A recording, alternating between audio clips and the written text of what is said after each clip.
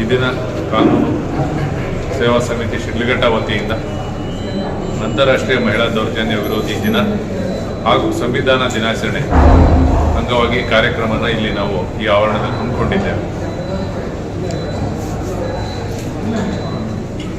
ನಮ್ಮ ಸಮಾಜ ಅದು ಯಾವುದೇ ಜಾತಿ ಧರ್ಮಕ್ಕೆ ಸಂಬಂಧಪಟ್ಟಿರಲಿ ಪುರುಷ ಪ್ರಧಾನ ಸಮಾಜ. ಹಿಂದಿನಿಂದಲೂ ಮಹಿಳೆಯರಿಗೆ ಒಂದು 2ನೇ ಸ್ಥಾನದಲ್ಲೇ ಅವ್ರನ್ನ ನೋಡ್ಕೊಂಡು ಬಂದಿರುವಂಥ ಸಮಾಜ. ಅದು ಅವರ ವೈಯಕ್ತಿಕ ವಿಚಾರಗಳಾಗಿರ್ಬೋದು, ಅವರ ಮದುವೆ ವಿಚಾರ ಆಗಿರ್ಬೋದು, ಆಸ್ತಿ ವಿಚಾರ ಆಗಿರ್ಬೋದು, ಅವರ ಕೆಲಸದ ವಿಚಾರ ಆಗಿರ್ಬೋದು, ಓಡಾಟದ ವಿಚಾರದಲ್ಲಾಗಿರ್ಬೋದು, ಅವ್ರ ಸಂಗಾತಿನ ಆಯ್ಕೆ ಮಾಡೋ ವಿಚಾರದಲ್ಲಾಗಿರ್ಬೋದು, ಎಲ್ಲದರಲ್ಲೂ ಕೂಡ ಇಲ್ಲ ಅವರ ಸ್ವಲ್ಪ ಮಟ್ಟಿಗೆ ಬದಲಾವಣೆ ಆಗಿದೆ. ಯಾಕೆ? ಮಹಿಳೆಯರಿಗೂ ಸರಿ ಸಮಾನವಾದಂಥ ಹಕ್ಕು ಸ್ಥಾನಮಾನ ಇದೆ. ಪುರುಷನಿಗೆ ಎಷ್ಟು ಅಧಿಕಾರ ಹಕ್ಕು ಸಮಾಜದಲ್ಲಿ ಬದುಕಬೇಕಾಗಿದೆಯೋ ಅಷ್ಟೇ ಮಹಿಳೆಗೂ ಕೂಡ ಇದೆ ಅನ್ನೋಂಥ ಒಂದು ಅರಿವು ಕಾರ್ಯಕ್ರಮಗಳು ಹೆಚ್ಚಿನ ಸಂಖ್ಯೆಯಲ್ಲಿ ನಡೀತು. ಅದಕ್ಕೆ ಅಂತ ಕಾನೂನುಗಳು ಕೂಡ ರೂಪುಗೊಂಡವು. ಹಾಗಾಗಿ ಇವತ್ತು ಮಹಿಳೆಯರು ಪುರುಷನ ಸರಿ ಸಮಾನವಾಗಿ ನಿಲ್ತಾ ಇದ್ದಾರೆ. ಇಷ್ಟೆಲ್ಲ ಕಾನೂನು, ಇಷ್ಟೆಲ್ಲ ಅರಿವು, ಇಷ್ಟೆಲ್ಲ ಬೆಳವಣಿಗೆ ಆದರೂ ಕೂಡ ದೌರ್ಜನ್ಯ ಮಾತ್ರ ನಿಂತಿಲ್ಲ. ದೌರ್ಜನ್ಯ ಅಂದರೆ ಯಾವ ರೀತಿ? ಒಂದು ಹೆಣ್ಣಿಗೆ ಹಿಡ್ಕೊಂಡು ಹೊಡೆಯೋದು, ಅತ್ಯಾಚಾರ ಮಾಡೋದು, ಕೂಡಾಕೋದು, ಆಹಾರ ಬಟ್ಟೆ ಮತ್ತೊಂದು ವಸ್ತುಗಳಿಂದ ದೂರ ಇಡೋದು ಅಷ್ಟೇ ಅಲ್ಲ. ಮನೆಯಲ್ಲಿ ಗಂಡ ಆದವನು ತನ್ನ ಹೆಂಡತಿಯೊಂದಿಗೆ ವರ್ತಿಸೋ ರೀತಿಯೂ ಕೂಡ ಒಂದು ರೀತಿಯಲ್ಲಿ ದೌರ್ಜನ್ಯ. ಅವಳೊಂದಿಗೆ ಮಾತಾಡದೇ ಇರ್ಬೋದು, ಅವಳಿಗೆ ಸರಿಯಾದ ರೀತಿಯಲ್ಲಿ ಸ್ಪಂದಿಸದೇ ಇರ್ಬೋದು. ಮಳೆಯಲ್ಲಿ ಗಂಡು ಮಕ್ಕಳು ಹೆಣ್ಮಕ್ಳು ಇದ್ದಾಗ ಮನೆಯಲ್ಲಿ ತಂದೆ ತಾಯಿ ಆದವರು ಗಂಡು ಮಕ್ಳಿಗೆ ಒಂಥರ ಹೆಣ್ಮಕ್ಳಿಗೆ ಒಂಥರ ಟ್ರೀಟ್ ಮಾಡೋದು. ಇದೀಗ ಅಂತಾರಾಷ್ಟ್ರೀಯ ಮಹಿಳಾ ದೌರ್ಜನ್ಯ ವಿರೋಧಿ ದಿನ ಪರವಾಗಿ ನಮ್ಮ ಹಿರಿಯ ಸಿವಿಲ್ ನ್ಯಾಯಾಧೀಶರು ಸಂಕ್ಷಿಪ್ತವಾಗಿ ತಿಳಿಸಿದ್ದಾರೆ. ನಾನು ಈ ಸಂವಿಧಾನ ಯಾವ ರೀತಿ ರಚನೆ ಮಾಡಿದ್ರು ಅನ್ನೋ ಬಗ್ಗೆ ಒಂದೆರಡು ಮಾತು ಹೇಳ್ತೀನಿ ಅಷ್ಟೇ. ಈ ಸಂವಿಧಾನ ರಚನೆ ಮಾಡತಕ್ಕಂಥದ್ದು ನಮ್ಮ ಭಾರತದಲ್ಲಿ ಪರಕೀಯರು ಹಿಂದೆ ಆಡಳಿತ ನಡೆಸ್ಕೊಳ್ತಕ್ಕಂಥ ನಡೀತಾ ಇತ್ತು. ಆ ನಡೀತಾ ಇರುವಾಗ ಈ ಕಾನ್ಸ್ಟಿಟ್ಯೂಷನ್, ಇಂಗ್ಲೀಷಲ್ಲಿ ಹೇಳ್ತಾರೆ, ಕನ್ನಡದಲ್ಲಿ ಸಂವಿಧಾನ ಅಂತ ಹೇಳ್ತಾರೆ, ಅವರು ಹೋಗಲಾಡಿಸ್ಬೇಕಂದು ಇಡೀ ನಮ್ಮ ದೇಶ, ಭಾರತ ದೇಶ ಪರಕೀಯರನ್ನ ಓಡಿಸ್ಬೇಕಂತ ಇಂಗ್ಲೀಷ್ ಅವ್ರನ್ನ ಓಡಿಸ್ತಾರೆ. ಓಡಿಸಿದ ಮೇಲೆ ನಮಗೆ 1947ರಲ್ಲಿ ಸ್ವಾತಂತ್ರ್ಯ ನಮ್ಗೆ ಹಸ್ತಾಂತರ ಮಾಡ್ತಾರೆ. ಹಸ್ತಾಂತರ ಮಾಡಿದ ಮೇಲೆ ಈ ಸಂವಿಧಾನ ಏನು ರಚನೆ ಮಾಡಿರ್ತಕ್ಕಂಥ ಮಹಾನುಭಾವರು ಡಾಕ್ಟರ್ ಅಂಬೇಡ್ಕರ್ ಅವ್ರ ಬಗ್ಗೆ ಒಂದೆರಡು ಮಾತು ಹೇಳಬೇಕಂದ್ರೆ, ಅವರು 1891ರಲ್ಲಿ ಮಧ್ಯಪ್ರದೇಶದಲ್ಲಿ ಒಂದು ಮಿಲಿಟರಿ ಕ್ಯಾಂಪಲ್ಲಿ ಇರ್ತಾರೆ. ಅವ್ರ ತಂದೆ ತಾಯಿ ರಾಮ್ಜಿ ಭೀಮಾಬಾಯಿ ಅಲ್ಲಿ ಆ ಕ್ಯಾಂಪ್ನಲ್ಲಿ ಇರ್ತಕ್ಕಂಥ ಈ ಮಹಾನ್ ವ್ಯಕ್ತಿ 14ನೇ ಮಗ ಅವರಿಗೆ, ರಾಮ್ಜಿ ಭೀಮಾಬಾಯಿಗೆ. ಅವರು ಎಲ್ಲ ರೀತಿಯಲ್ಲಿ 14ನೇ ರತ್ನ ಅಂತ ಅವ್ರಿಗೆ ತಂದೆ ತಾಯಿಗೆ ಹೇಳ್ಕೊಳ್ತಾರೆ. ಹೇಳ್ಕೊಂಡು ಆದ್ರೂ ಅವರು ಒಳ್ಳೆ ವಿದ್ಯಾಭ್ಯಾಸ ಕಲಿತ ಮೇಲೆ ಮತ್ತೆ ಅವ್ರ ತಂದೆ ತಾಯಿನೂ ಇಡೀ ನಮ್ಮ ಭಾರತ ದೇಶದಲ್ಲಿ ಅಸ್ಪೃಶ್ಯತೆಯನ್ನು ಹೋಗಲಾಡಿಸೋಕ್ಕೆ ತುಂಬ ಪ್ರಯತ್ನ ಪಡ್ತಾರೆ. ಅವ್ರ ತಂದೆನೂ ತುಂಬ ನಮ್ಮ ಭಾರತ ದೇಶದಲ್ಲಿ ಅಸ್ಪೃಶ್ಯತೆ ಅನ್ನೋದಕ್ಕೆ ತುಂಬ ಕೀಳಾಗಿ ನೋಡ್ತಾರೆ ಅವ್ರನ್ನ. ಆದರೂ ಅವ್ರು ಹೋರಾಡ್ತಾರೆ ಅವ್ರ ತಂದೆನೂ. ಅದೇ ರೀತಿ ಅವ್ರ ತಂದೆ ಹೋರಾಡ್ತಾ ಇದ್ದದ್ದು ನೋಡಿ ಅವ್ರ ತಂದೆ ಏನು ಮಾಡ್ತಾರೆ ಅಂದರೆ, ನನ್ನ ಮಗನ ಒಳ್ಳೆ ವಿದ್ಯಾಭ್ಯಾಸ ಕಲಿಸ್ಬೇಕಂದು ಇಂಗ್ಲೀಷು ಮತ್ತು ಎಲ್ಲ ಭಾಷೆಗಳನ್ನು ಕಲಿಸಿ ಅವರು ಒಳ್ಳೆಯ ಉನ್ನತ ಸ್ಥಾನಕ್ಕೆ ಏರಿಸ್ತಾರೆ. ಡಾಕ್ಟರ್ ಅಂಬೇಡ್ಕರ್ ಅವರು 10ನೇ ತರಗತಿ ಪಾಸ್ ಆಗ್ತಾರೆ. 10ನೇ ತರಗತಿ ಪಾಸ್ ಆದಮೇಲೆ ಅವ್ರಿಗೆ 17ನೇ ವಯಸ್ಸಿನಲ್ಲೇ ಮದುವೆ ಮಾಡ್ತಾರೆ.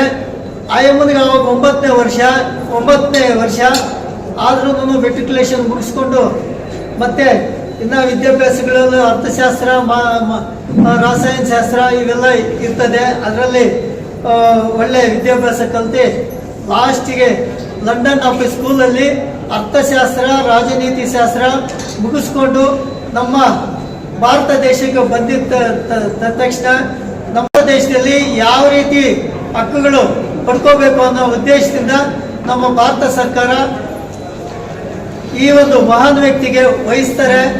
ಈ ಅಂಬೇಡ್ಕರ್ ವಹಿಸಿದ ಮೇಲೆ ಅವರೇನು ಮಾಡ್ತಾರೆ, ಇಡೀ ನಮ್ಮ ಹೊರ ದೇಶಗಳಿಂದ ಟರ್ಕಿ ಇನ್ನು ಬೇರೆ ದೇಶಗಳಲ್ಲೆಲ್ಲ ಈ ಒಂದು ಸಂವಿಧಾನನ ಅಳವಡಿಸ್ಕೊಂಡು ರಚನೆ ಮಾಡ್ತಾರೆ. ಒಂದು ಮಹಿಳೆ ಯಾವಾಗ ದೌರ್ಜನ್ಯಕ್ಕೆ ಒಳಗಾಗ್ತಾ ಇದ್ದಾರೆ ಅಂತ ಹೇಳಿದ್ರೆ ಮದುವೆ ಆದ್ಮೇಲೆನ, ಇಲ್ಲ ಸ್ಕೂಲ್ ಡೇಸ್ ಅಲ್ಲ, ಇಲ್ಲ ಬಾಲ್ಯದಲ್ಲ ಅಂತ ಹೇಳಿದ್ರೆ ಮಹಿಳೆ ಶೋಷಣೆಗೆ ಒಳಗಾಗ್ತಾ ಇರೋದು ಹುಟ್ಟೋ ಮುಂಚೆಯಿಂದಾನೇ ಒಳಗಾಗ್ತಾ ಇದೆ. ಯಾವ ರೀತಿ ಹುಟ್ಟೋ ಮುಂಚೆಯಿಂದಾನೇ ಒಳಗಾಗ್ತಾ ಇದೆ ಅಂತ ಹೇಳಕ್ ಹೋದ್ರೆ ಫಸ್ಟ್ ಏನಾಗ್ತಾ ಇತ್ತು, ಮಗು ತಾಯಿ ಭ್ರೂಣದಲ್ಲಿದ್ದಾಗ ಅದಕ್ಕೇನಾದ್ರೂ ಡಿಸೀಸ್ ಇದೆಯಾ, ಅದೇನಾದ್ರೂ ತೊಂದರೆನಲ್ಲಿದೆಯಾ ಅಂತ ನೋಡಕ್ಕೆ ಸ್ಕ್ಯಾನಿಂಗ್ ಅಂತ ತಗೊಂಡ್ಬಂದ್ರು. ಆ ಸ್ಕ್ಯಾನಿಂಗ್ ಅನ್ನ ತಗೊಂಡ್ಬಂದಿದ ತಕ್ಷಣ ಅದನ್ನ ದುರುಪಯೋಗ ಪಡ್ಕೊಂಡು ಅದ್ರಲ್ಲಿ ಮೇಲ್ ಇದೆಯಾ ಫಿಮೇಲ್ ಇದೆಯಾ ಅಂತ ನೋಡೋದು. ಮೇಲ್ ಬೇಬಿ ಇದ್ರೆ ಇಟ್ಕೊಳ್ಳೋದು, ಫಿಮೇಲ್ ಬೇಬಿ ಇದ್ರೆ ಅಬಾರ್ಷನ್ ಮಾಡೋದು. ಅಲ್ಲಿಂದಾನೇ ಸ್ಟಾರ್ಟ್ ಮಾಡ್ಕೊಂಡು ಬಂದ್ರು. ಅದನ್ನ ತಡೆಯಕ್ಕೆ ಏನ್ ಮಾಡಿದ್ರು, ಪ್ರೀನ್ಯಾಟಲ್ ಡಯಾಗ್ನೋಸ್ಟಿಕ್ ಆಕ್ಟ್ ಅಂತ ತಗೊಂಡ್ಬಂದ್ರು. ಭ್ರೂಣಲಿಂಗ ಪತ್ತೆ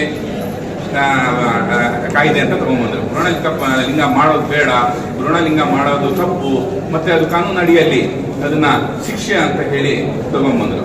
ಅದಾದ ನಂತರ ಮಗು ಹುಟ್ಟಿ ಸ್ಕೂಲ್ಗೆ ಹೋಗಿ ಅಲ್ಲೇನೋ ಸ್ವಲ್ಪ ಸ್ಕೂಲ್ಗೆ ಹೋಗಿ ಏನೋ ಒಂದು ಕಲಿಯಕ್ಕೆ ಅಂತ ಹೋದಾಗ ಅಲ್ಲಿ ಕೂಡ ಆ ಮಗು ಮೇಲೆ ದೌರ್ಜನ್ಯ, ಏನು ಲೈಂಗಿಕ ದೌರ್ಜನ್ಯ ಮಾಡಕ್ಕೆ ಶುರುವಿಸ್ಕೊಂಡ್ರು.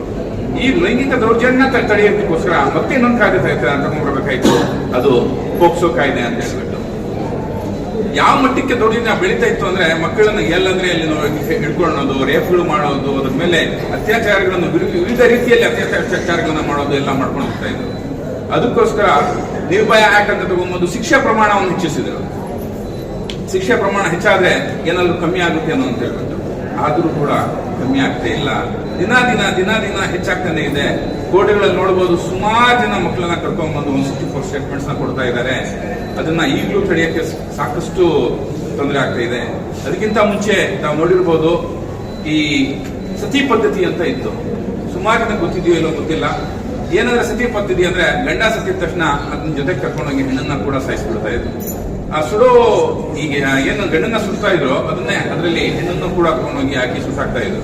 ಅದನ್ನ ತಡೆಯಕ್ಕೋಸ್ಕರ ಸತಿ ಪದ್ಧತಿ ಆಕ್ಟ್ ಅಂತ ತಗೊಂಬುದನ್ನ ತಡೆದಿದ್ದಾರೆ.